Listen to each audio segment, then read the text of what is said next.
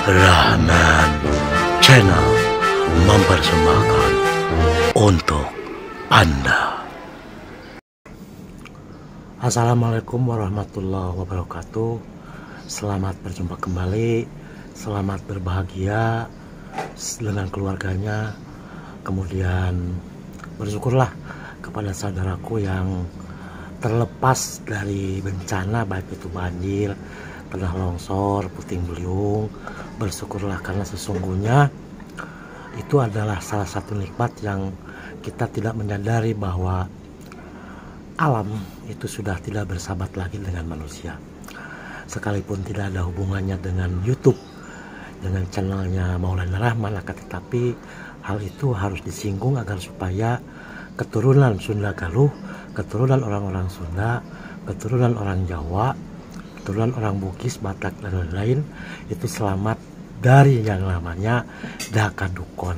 Sejarah Sunda Galuh kita buka ke umum sesungguhnya adalah untuk membuktikan bahwa kita bersaudara.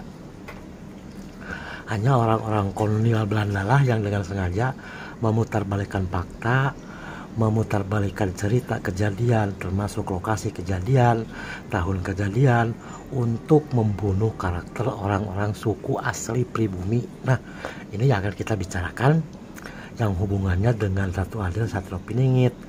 Tidak lepas dari itu agar supaya kita sama-sama berpikir ulang ke belakang mana sejarah yang sesungguhnya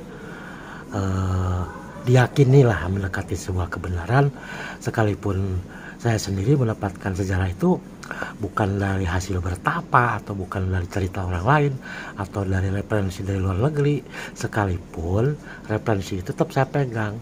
Semua buku-buku sejarah saya memiliki, saya pelajari bertahun-tahun, baik itu yang dari Indonesia sendiri maupun dari beberapa negara.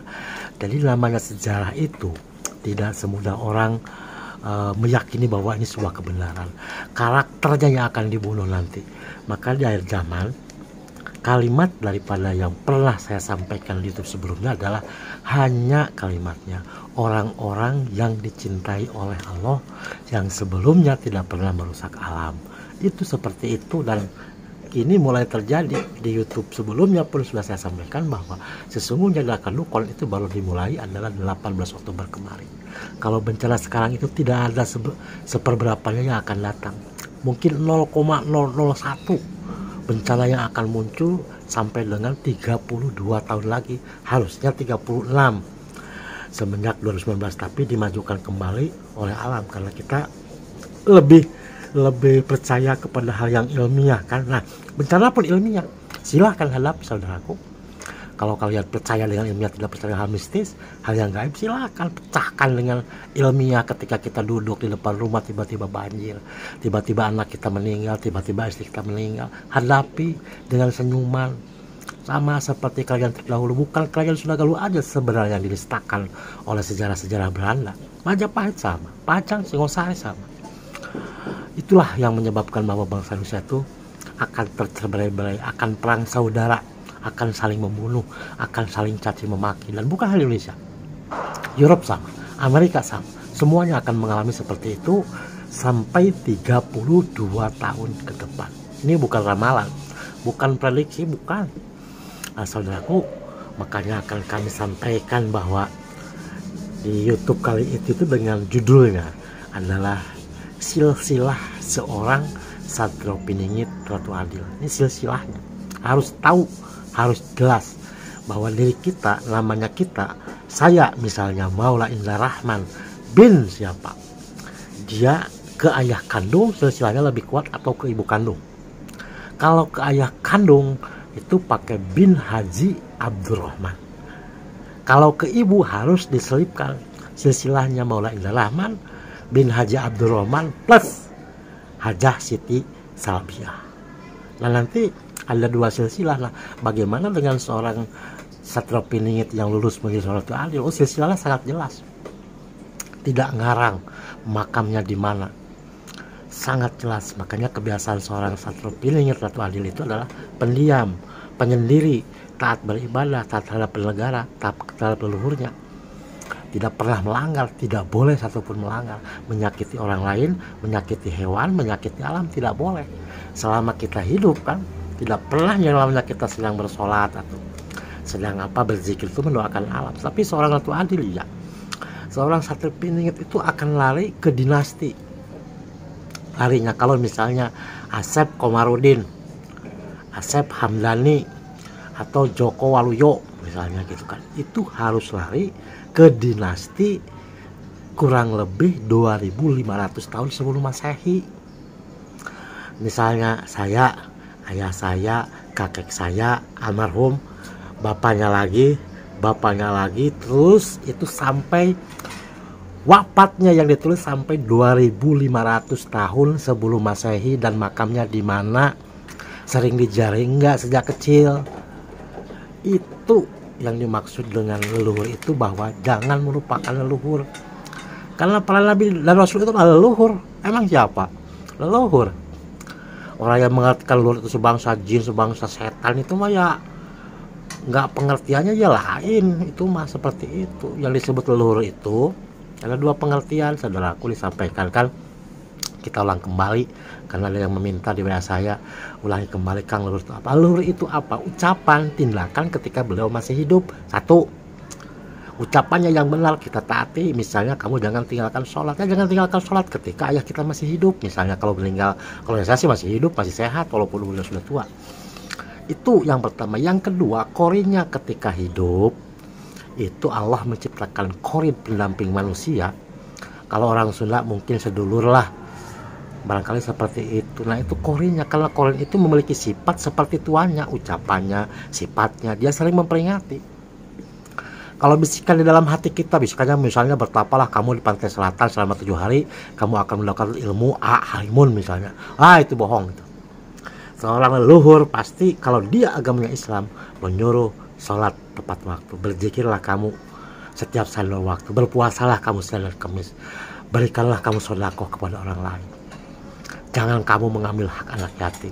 Selalu teguran, selalu marah. Enggak boleh. Setiap saat dan waktu kau berzikir. Ketika kita jalan-jalan, dia ada bisikan, zikirlah kamu nak. Kamu sudah melupakan lalu berzikir. Karena kamu harus malu sama tanah, kamu harus malu sama binatang. Tanah aja berzikir, bumi berzikir tanpa henti, kenapa kamu tidak berzikir? Nah itu yang benar. Leluhur korinnya itulah yang benar, bukan bangsa setan, bukan bangsa jin. Nah kebanyakan orang tidak terdeteksi ketika ada bisikannya seolah-olah Prabu Siliwangi, padahal bukan. Prabu Siliwangi disambat-sambatkan, bukan nggak boleh, tapi yang muncul tanya dulu, apakah kamu Prabu Siliwangi? Yang menjawab salamku jenisnya jin apa bukan? Pasti jawabannya ya. Apakah yang menjawab pertanyaanku salam Prabu Siliwangi jenisnya adalah korin? Pasti bukan. Iris kuping saya. Bukan. Mau jabat-jabat Prabu Siliwangi makamnya aja nggak tahu, silsilahnya nggak tahu, percuma lah. Tapi boleh itu boleh, nggak apa-apa. Karena sesungguhnya orang Sunda Galuh itu menghormati dan menghargai adat budaya apapun, tidak pernah mencela. Hanya orang Sunda Galuh bukan menganggap bahwa keluarga itu tidak dibatasi oleh agama. Dia mau Hindu kan, mau Kristen kan, leluhur saya bilangnya itu saudara. Soal ibadah kan masing-masing. Ketika kita masuk surga emang ditemenin? Kan enggak. Ketika masuk neraka emang ditemenin? Kan enggak. Kenapa ngurus agama orang lain? Agama kita, diri kita sendiri aja tidak sempurna kok dalam masalah beribadah. Kalau jasad, ruh, nyawa itu sangat sempurna, tapi ibadahnya kan itu urusan kita dengan Allah. Orang masing-masing. Udah saya sampaikan, Yahudi masuk Indonesia tahun berapa? 1990 kan. Mulai ada perpecahan agama di Indonesia sejak tahun berapa? 1900-an kan. Sebelumnya nggak ada perpecahan, sama, puasa sama, lebaran sama, sholat sama, nggak ada perbedaan, azan sama. Dari, kalau bicaranya dari Sabang sampai Merauke itu nggak ada perbedaan. Nah, seorang Ratu Adil yang lulus dari dari ujian batinnya lahiriah hanya satu, itu memiliki silsilahnya yang jelas, tidak bohong gitu. Orang tuanya siapa, kakeknya siapa, buyutnya siapa, dan dia seorang Ratu Adil akan lari nantinya itu adalah ke tanah suci Mekah Al Mukarramah, Kepada Nabi siapa dia? Kalau kepada Nabi Muhammad kan sulit, karena menurut cerita ini ya, keluarga Nabi Muhammad kan dibantai habis sama apa, sama dinasti apalah yang rajanya sekarang berkuasa gitu katanya, biasanya sih benar gitu. Nah, jadi dari Siti Fatimah biasanya, Siti Aisyah gitu, atau dari keluarga yang lainnya, kakak kandungnya kan, atau dari waknya barangkali seperti itu. Kalau yang tidak punya silsilah sama sekali, apa silsilahnya larinya ke apa yang jangkung gitu, itu mah udah nggak bener, itu mah udah nggak bener. Harus nama asli, nggak boleh nama itu, karena dia tidak akan menerima, korinnya itu tidak akan menerima namanya. Misalnya Maula Indah Rahman dipanggilnya Sule, dipanggilnya Abdul, itu nggak mau korinnya, makanya dia tidak akan hadir dalam tubuh seseorang atau keluarganya, makanya dari zaman korin itu akan hilang. Nah saudaraku, kalau yang tidak percaya silahkan, baik itu orang apa Jogja gitu kan, yang pernah menyerang kerajaan Sunda Galuh gitu kan, dari Mataram katanya pernah menyerang Sunda Galuh kan. Coba sekarang lah ngobrol dengan alam metafisika, alam gaib, dengan jin kayak luhurnya bisa apa enggak, kan gitu gampang. Kalau saya mah sejarah diputar balikan.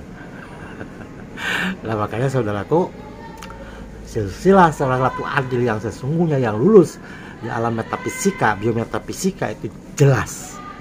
Dia hanya menuliskan wafatnya saja, dia tidak berani untuk menuliskan lahirnya, karena itu permintaan dari korinnya. Harus jelas wafatnya di mana, tanggal berapa, makamnya di mana, apakah setiap saat dan waktu saudaraku berziarah gitu kan, sejak usia kecil gitu kan. Nah itu adalah merupakan silsilah seseorang yang betul-betul amanah dari leluhur, supaya kita selalu menjaga kekeluargaan, tidak boleh saling membenci, tidak boleh saling memaki kan, harus tunduk dan taat terhadap ajaran agamanya, pemerintahannya kan, leluhurnya. Itu tiga dimensi seorang Satwa Peningkit yang lulus menjadi Ratu Adil. Mestinya kita berpikir dari dulu, dari 2500 tahun sebelum Masehi, dari dinasti Purba, itu ingin menjadi seorang Ratu Adil, tapi sampai saya ngomong itu nggak bisa. Sama ketika kerajaan Sunda Galuh berdiri sampai 1469 itu tidak ada satupun yang bisa menjadi seorang Ratu Adil. Nah kesalahan itu jangan diulang lagi mestinya. Tapi ya orang kan banyak ya bertapalah di pantai selatan kan, kayak pawang hujan gitu bertapa di pantai selatan. Orang sudah nggak ada yang gaib kok di pantai selatan. Bentar lagi mau tsunami hebat kok, udah nggak ada. Yang namanya makhluk halus itu kan lebih peka, namanya binatang lebih peka terhadap kejadian akan datang. Emang bangsa manusia baru bilang kemungkinan bulan depan ada bencana aja udah sok tahu, melebihi Allah katanya. Dia sendiri nggak tahu silsilahnya kan.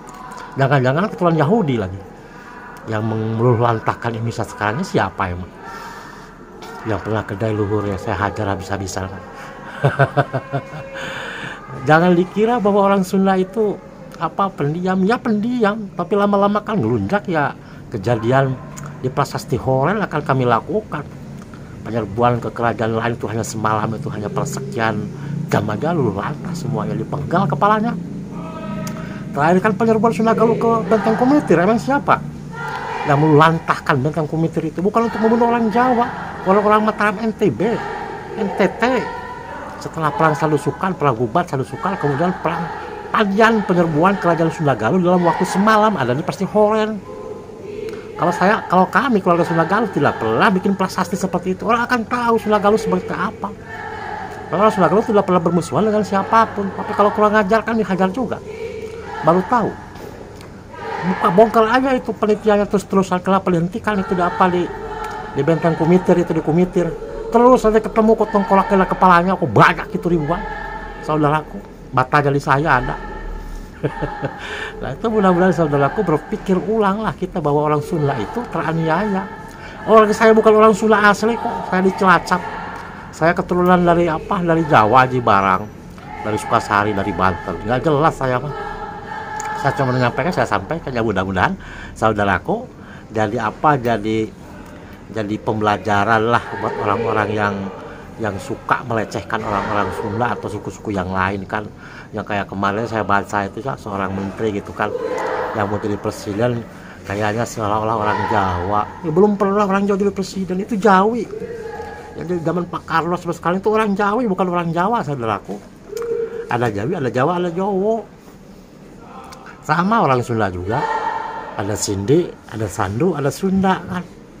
Nah seperti itu, tapi sejarah kan lebih terbalikan. Ya biarin aja. Kedepannya tuh kalau 8 tahun lagi kalau orang Sunda Galuh yang jadi presiden, mau dibilang apa, mendahului Allah juga, emang gue pikirin. Yang penting kan kita orang-orang Sunda, orang Jawa, yang orang Batak, orang Medan, kok orang Maluku kan. Kalau orang Sunda Galuh, orang Dayak, orang Sunda Galuh itu masih bersaudara, gak pernah anggap musuh. Memang saudara, satu darah, satu titik, satu DNA kok. Kalau dia di tes DNA satu DNA, sejarahnya kita pegang.